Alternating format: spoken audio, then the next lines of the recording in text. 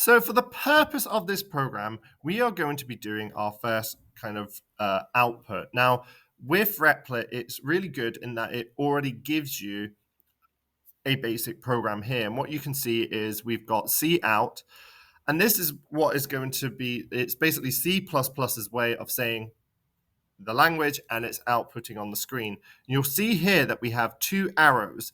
Now, the two arrows are the direction. So if it's pointing to the left, it's outputting it onto the screen. So what we're going to do here is I'm going to say, my name is Mr. Chambers.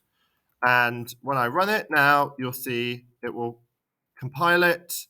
And it says, my name is Mr. Chambers. Now this \n means new line.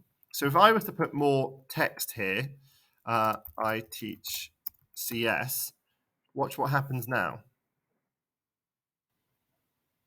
So it's running.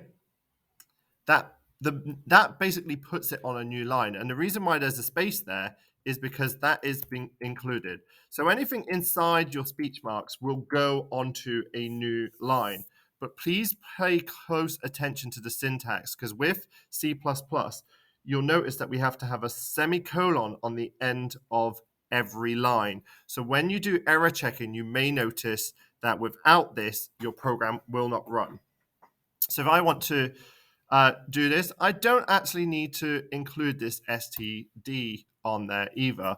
I can just go Cout and say, welcome to my program. And n, I'm going to say \n, keep it in there. I like to code. And I'm going to do the semicolon again, and I am going to run that. There we go. And again, because I've put the space there, I will run that and I will fix that. And there we go. So that's how you can output onto the screen.